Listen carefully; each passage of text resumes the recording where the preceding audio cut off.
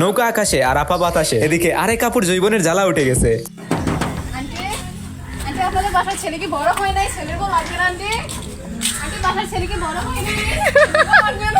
হে, আমাদের বাসায় কাজের বুয়া লাগবে।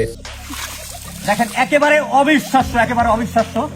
উনি তার যে পিছন দিক, সেই পিছন দিক দিয়ে পানি ছাড়লেন। আমরা হয়তো আরো একবার দেখতে পাবো।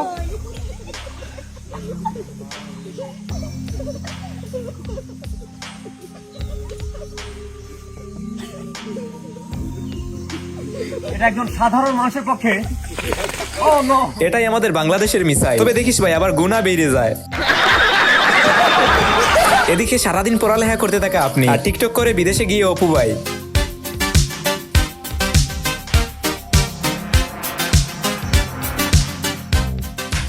ওর নিচের ছোট ভাইকে কেলভিন ক্লিন দিয়েও আটকানো যাচ্ছে না। অপু ভাই, জীবনে কি চুলটা ছিঁড়লাম, অন্যদিকে আমার বন্ধুর ছোটবেলা।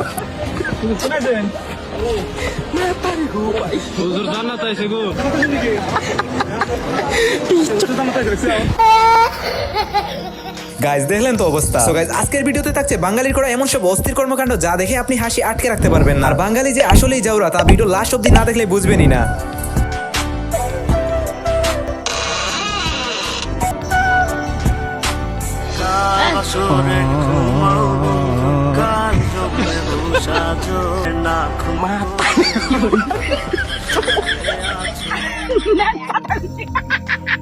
সুরেরও আবার নাকি এক্স আছে। যাই হোক, চোখের পানি এসে আবার ভিতরে ঢুকে গেল। এদিকে নেতার উই হ্যাভ এ প্ল্যান। পর্যাপ্ত তেল পাচ্ছে না, আমাকে জ্ঞাত করেন, তেল দেওয়ার দায়িত্ব আমার। মনে রাখবেন, we have a plan, we have a plan. সরকার বলতেছে তেল আছে, পাম্প লাইলে কয় তেল নাই।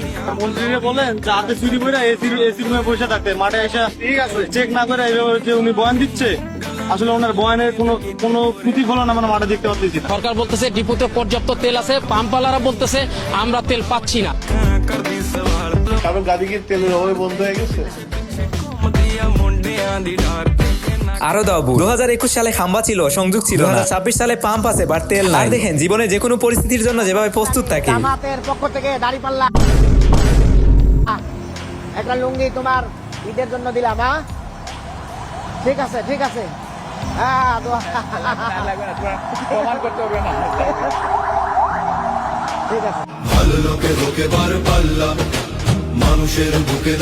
দেখলেন তো অবস্থা। কি বলবো, যাই হোক। এই কামানটির সবচেয়ে বড় সুবিধা হলো এর উচ্চ পরিসীমা এবং সহজ পরিচালনা। এটি একটি পোর্টেবল কামান যা যুদ্ধক্ষেত্রে দ্রুত স্থানান্তরিত করা যেতে পারে।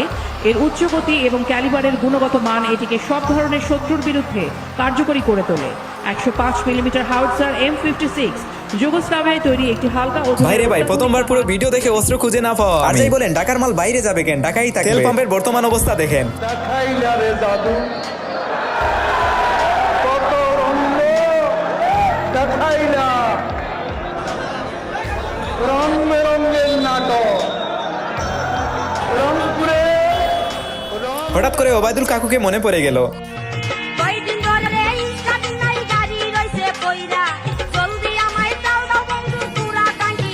আর অবশেষে নার্গিস আপার গানটাও পূর্ণতা পেল। তেল সংকটের থিম সং। আজকে আমাকে মেয়ে বাড়ির লোক দেখতে আসবে, তাই মেয়ে বাড়ির লোককে উল্টা পাল্টা বলে বিভ্রান্ত করবেন না। আমি কারো পাকা ধানে মই দেয়নি, আর দয়া করে আপনারাও কেউ আমাদের পাকা ধানে মই দিবেন না। দেখলেন তো ভাইয়ের কাণ্ডটা। আর দেখেন আন্ডারগ্রাউন্ডের বাস পাখি। তুমি সবার হেফাজত করো আল্লাহ। এদিকে তো আসতেছে, গোয়া মারা গেছে আজকে। ভাই, এক পা তেল দেখতো। তেল নাই ভাই, পাম্প দেন গিয়ে। যে দাম দেখতেছি গোয়া মারা গেছে আজকে। হারিকেন দিয়েও তেল পাচ্ছে না, দেখলেন তো। আর এদিকে স্বাধীনতা দিবসে কট।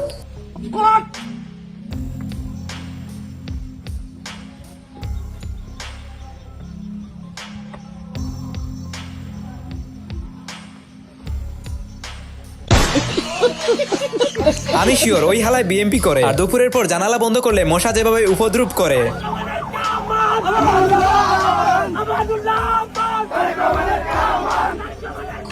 কি কি পরিমাণ চেষ্টা, অসুস্থ দৌড় দিচ্ছে আদু ভাই, এগুলো আবার শিখায় রাজনীতি। কি বলবো, আর এদিকে দিন দিন আমার মেন্টাল হেলথ। जो झूले प्यार से मर जाऊं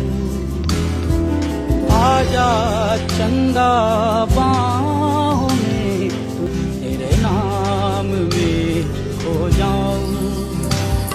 গানটার জন্য কনফিউজ হয়ে গেলাম, হাসবো নাকি কাঁদবো। সারাদিন রিলস দেখে যখন পড়তে বসি তখন আমার ব্রেন किरिश का सुनने का गाना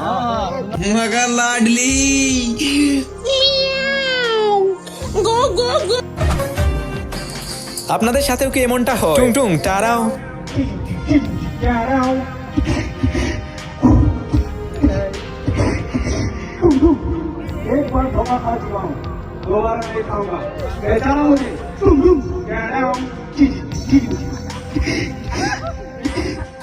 যাক, অবশেষে টুং টুং টারাওকে খুঁজে পাওয়া গেল। আর এদিকে সিলেটি বাইটি পুরিন খুঁজে পাচ্ছে না। আইতে নাই বুড়িনতে আটা যায় না তো, আর বিয়া করার সময় দেখবা পুরিন পাই না তো কাইয়া খাওয়া যায়। ওরে ভাই, একেবারে হাসা এখন কথা কইলাইছস, বিয়া করার সময় এরা কই যায়। সো গাইস, আজকের ভিডিও এই পর্যন্তই, দেখা হচ্ছে নেক্সট ভিডিওতে। আল্লাহ হাফেজ।